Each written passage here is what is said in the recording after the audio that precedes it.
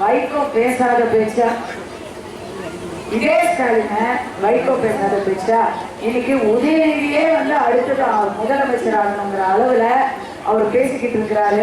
அவருக்கு பாவம் என்ன சின்ன பிரச்சனை கிடையாதுங்க, அவருக்கு சின்னமே பிரச்சனையா போச்சு.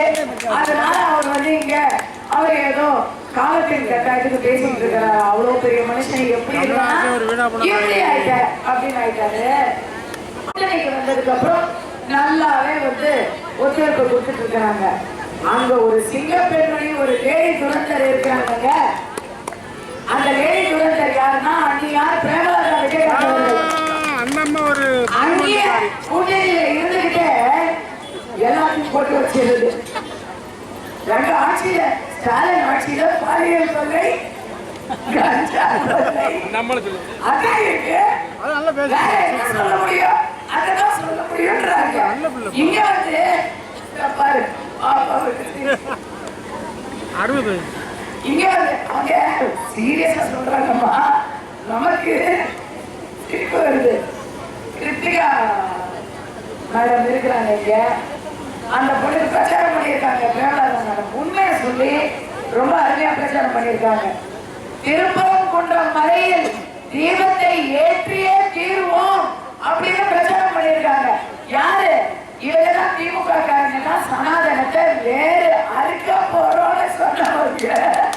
நீங்க மலை மேல தீபத்தை யாக்க கூடாதுன்னு ஒத்த கால நின்றவங்க அவங்க எதை அறுத்து தர போறாங்க ஒரு புரிய மாட்டேங்குது. இவங்க என்னன்னா தீபத்தை ஏற்றியே தீர்வோம். நம்ம எல்லாரும் அழகா சிந்தாம செதறாம புரட்சி தலைவர் பொன்மன செம்மல் புரட்சி தலைவி அம்மா ஜெயலலிதா அவர்களுடைய கனவு மீண்டும் நிறைவாக இந்த ஆட்சி எடப்பாடியார் அவர்களின் நல்லாட்சி மீண்டும் மலர இங்க திருப்பரங்குன்றத்தில் மீண்டும் நம்முடைய நிரந்தர சட்டமன்ற உறுப்பினர் நம்முடைய நிரந்தர எம்எல்ஏ நம்ம கூட ஒரு எம்எல்ஏ ஆகலாமா அப்படின்னு ஆசை இருக்கா? அதெல்லாம் நமக்கு எதுக்கு அப்படின்னு நினைப்பீங்களா? எதுக்கு கேட்கணும்னா மோடி அவர்களுடைய ஒரு மகத்தான திட்டத்தை எதிர்க்கலாம், அரசியல் எதிர்க்கலாங்க. ஆனா மக்களை ஏமாற்றக்கூடாது. எல்லா அரசு பதவிகளிலும் பாராளுமன்றத்திலும் சரி சட்டமன்றத்திலும் சரி 3ல ஒரு பங்குமா, 100 பேர் இருந்தா அதுல 3ல ஒரு பங்கு, 3 பேர் இருந்தா அதுல ஒருத்தர், 10 பேர் இருந்தா 3 பேர், 33% இடஒதுக்கீடு கொண்டு வராங்க. நானே பாராட்டுது பெண்களுக்கும் தாய்மார்களுக்கும் இவ்வளவு பேர். ஏன்னா அவரே அவங்க அம்மாவுக்கு ரொம்ப மரியாதை கொடுக்கிறவர்.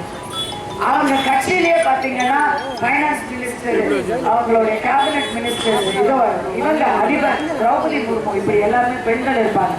அதனாலதான் இன்னைக்கு நம்ம புரட்சி தலைவி அவர்களுடைய கட்சியும் பாஜகவும் நடுவுல ஏதோ ஒரு வேறுபாடு இருந்தா கூட அதெல்லாம் குடும்ப சண்டையா நம்ம மறந்து டிடிவி ஐயா வந்திருக்காங்க, அன்புமணி ஐயா வந்திருக்கிறாங்க, எல்லாருமே வந்துட்டாங்க. கூட நம்ம குடும்ப சண்டை நம்ம அதை தீர்த்துட்டோம், நம்ம சரியா இருக்கிறோம்.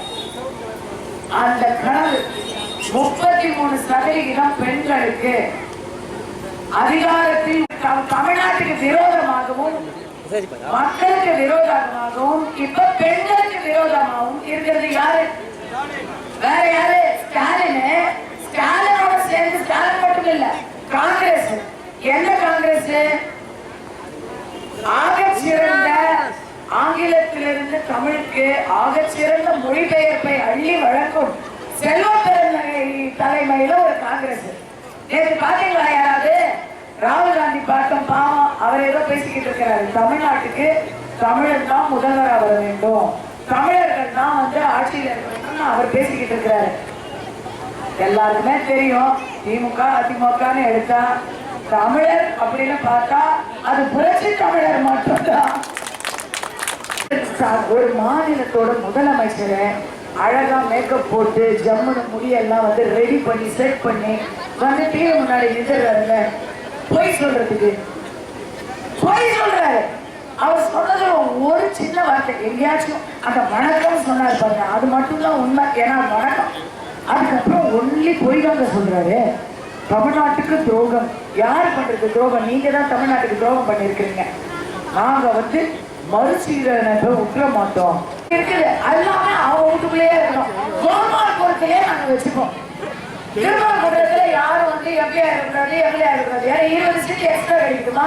இங்க ஒரு எம்பி வந்துடக்கூடாது. இன்னைக்கு கைத்தறி நகர்ல இருக்கக்கூடிய இல்ல அங்க ஒரு பாப்பா சிரிச்சுட்டே இருக்கும். 5 வயசு குழந்தை கூட சொல்லுவோம், ஏமா இங்க பாரு என்ன 60 பெருசா 30 பெருசா 60 பெருசா 59 பெருசா 29 பெருசா 59 பெருசு. இன்னைக்கு மோடி அவர்கள் நமக்காக கொண்டு வந்த மறுசீரமைப்பு திட்டத்துல 59 சீட்டு கொடுக்கிறாங்க தமிழ்நாட்டுக்கு. அது தானா வரும். மக்கள் தொகை அடிப்படையில மறுசீரமைப்பு செய்யணும்னு கான்ஸ்டிடியூஷன்ல எழுதி வச்சிருக்காங்க. அப்படி வந்தாச்சுன்னா தமிழ்நாட்டுல நாமெல்லாம் நாம் இருவர் நமக்கு இருவர் அப்படின்னு குடும்ப கட்டுப்பாடுல மிக அழகாக கட்டுப்பாடோட இருந்த நமக்கு 10 சீட் போகுது. எப்படி 29 சீட்டா மாறுது. 59 சீட்டு வர வேண்டிய இடத்துல 29 சீட் தான் வருது. அவங்களுக்கு அதை பத்தி கவலை இல்லை. ஏன்னா அது 2 வருஷம் கழிச்சு தான் வருது. அதுல அவங்க ஜெயிக்க போறது இல்லை. அவங்களுக்கு என்ன தெரியுமா, எங்களுக்கு எந்த சீட்டும் கிடைக்க போறது இல்லை, எங்களுக்கு கோழி முட்டை தான் கிடைக்க போகுது. அப்ப எதிராளிக்கு ஒரு கண்ணாவது போடணும். எனக்கு 2 கண்ணு போனா பரவாயில்ல, எதிராளிக்கு ஒரு கண்ணாவது போட்டோம். இந்த நாடும் இந்த நாட்டு மக்களும் நாசமாக போகட்டும் அப்படின்னு வீரப்ப மாதிரி நினைச்சுட்டாங்க. 29 சீட்டுங்க உத்தரப்பிரதேச. உங்க வீட்டு பிள்ளைங்கெல்லாம் உங்ககிட்ட சொல்லுவாங்க, அம்மா அம்மா அம்மா இந்த வாட்டி விஜய் கட்சிக்கு போடுங்க சொல்றாங்கல்ல. நீங்க அவங்க கிட்ட சொல்லுங்க, நமக்கு எது நல்லது, நம்ம குடும்பங்களுக்கு எது நல்லதுன்னு எனக்கு தெரியும்டா. இந்த பொம்பளை பிள்ளைக்கு படிக்கிறதுக்கு பிறந்தா போதும்மா. பிறந்ததுல இருந்து கல்யாணம் பண்ணி குழந்தையும் பெற்று அந்த குழந்தைக்கும் சேர்த்து அம்மா புரட்சி தலைவி அம்மா அவர்கள் திட்டங்களை வச்சுட்டு போயிருக்காங்க. அந்த நன்றி விசுவாசத்தை மறக்க கூடாது. மகன்கள் பிறந்தாங்கன்னா அவங்களுக்கான எல்லா திட்டங்களையும் தேவையான தமிழ்நாடு தேவையான எல்லாத்தையும் அம்மா உணவகத்திலிருந்து ஆரம்பிச்சு அத்தனை அவங்க செஞ்சுட்டு போயிருக்காங்க. அதை மறக்க கூடாது. இன்னைக்கு ஒருத்தர் சொல்லுவாருங்க, விதவிதமா நான் தாய் மாமனா இருக்கேன், அண்ணனா இருக்கேன், தம்பியா இருக்கேன்னு சொல்லுவாருங்க. அதெல்லாம் சரி, அவரை நீங்க போய் பார்த்துட முடியுமா? உங்க பிள்ளைகளை கேளுங்க, அவங்க போய் பார்த்துட முடியுமா? இங்க அவங்க வேட்பாளர் வர்றாங்க, அவருமே இங்கே போனவர் தான், அதிமுக போனவர் தான் அந்த வேட்பாளர், நம்ம நண்பர் தான். அவரு இங்க மக்கள் அவரை பார்க்க வருவாரா இல்ல மக்கள் அவரை பார்க்க போனோமா? ஏன்னா அவர் இந்த ஊருக்காரரே இல்லை, அவர் முஸ்லீம் கட்டிக்காரரு. வேட்டூர் அஸ்லூருக்கு போய் நீங்க உங்களோட பிரச்சனையை சொல்லுவீங்களா? அவருக்கு இங்க என்ன நடக்குதுன்னு தெரியுமா? சரி, அதை விடல, அவருக்கு ஓட்டு போடல, விஜய்க்கு தான் நம்ம ஓட்டு போடுறோம். இன்னும் சுத்தம். அவரை பார்க்கறதா நீங்க ஒன்னே பனையூருக்கு போகணும், இல்லைன்னா 5 ஸ்டார் ஹோட்டலுக்கு போகணும், இல்லைன்னா அவர் மதுரைக்கே வந்தா கூட பாரபட்சம் வரைக்கும் போகணும். இங்க வரமாட்டார், ஊருக்குள்ள வரவே மாட்டார். ஊருக்குள்ள வராதவங்களை ஊருக்குள்ள வரவே தேவையில்லை, அவங்க தேர்தலுக்கும் வரவே தேவையில்லை. நமக்கு எப்பொழுதுமே கேட்டதை கேட்பதற்கு முன் கேளுங்கள் கொடுக்கப்படும்னு ஏசுகிறான் சொன்னாரு. இங்கதான் இருக்கு பசுமலையில வீடு, இங்கேதான் இருக்கிறாங்க. கேளுங்கள் கொடுக்கப்படும் சொன்னாரு, கேட்காமலே கொடுக்கக்கூடியவர்.